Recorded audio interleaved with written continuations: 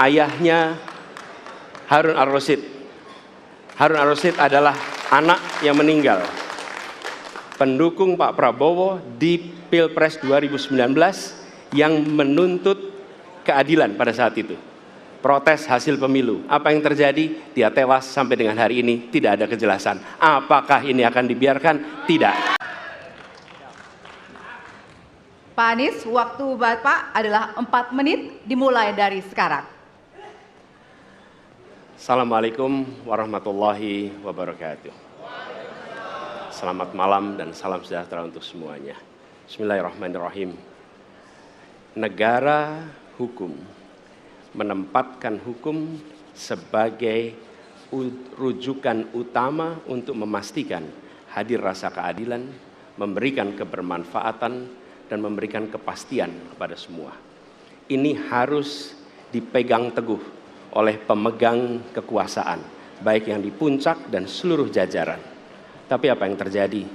Banyak aturan ditekuk sesuai dengan kepentingan yang sedang memegang kekuasaan. Apakah ini akan diteruskan? Tidak. Ini harus diubah. Ini harus dikembalikan. Kemudian kita menyaksikan betapa pada hari-hari ini tatanan ketika kita menyelenggarakan pemerintahan sering tidak sesuai dengan prinsip-prinsip hukum yang kita pegang. Karena itulah kami melihat perubahan ini harus kita kembalikan. Negara ini adalah negara hukum, bukan negara kekuasaan. Dalam negara hukum, kekuasaan diatur oleh hukum. Dalam negara kekuasaan, hukum diatur oleh penguasa. Dan kita tidak menginginkan itu terjadi. Pada saat ini, kalau kita lihat hukum itu harusnya tegak begini. Inilah hukum. Dalam kenyataannya, dia bengkok. Dia tajam ke bawah, dia tumpul ke atas. Dan kondisi ini tidak boleh didiamkan, tidak boleh dibiarkan, dan harus berubah. Karena itu kita mendorong perubahan. Mengembalikan hukum menjadi tegak kepada semuanya.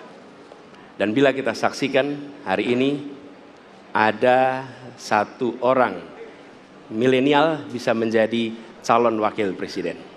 Tetapi ada ribuan milenial generasi Z yang peduli pada anak-anak bangsa, yang peduli pada mereka yang termarginalkan. Ketika mereka mengungkapkan pendapat, ketika mereka mengkritik pemerintah, justru mereka sering dihadapi dengan kekerasan, dihadapi dengan benturan, dan bahkan gas air mata. Apakah kondisi ini akan dibiarkan? Tidak, kita harus lakukan perubahan. Oleh karena itu, kami memperhatikan ini sebagai hal-hal yang mendasar. Yang tak kalah penting, ini kedua nih, yang tak kalah penting. Kita menyaksikan pada saat ini, ada peristiwa seperti peristiwa Ibu Mega. Ibu Mega Suryani Dewi, seorang ibu rumah tangga yang mengalami kekerasan rumah tangga, lapor pada negara, tidak diperhatikan, dan dia meninggal korban kekerasan. Apakah akan dibiarkan? Tidak, ini harus diubah. Dan tidak kalah penting, hadir bersama saya di sini, ayahnya Harun Ar-Rasyid. Harun Ar-Rasyid adalah anak yang meninggal, pendukung Pak Prabowo di Pilpres 2019 yang menuntut keadilan pada saat itu.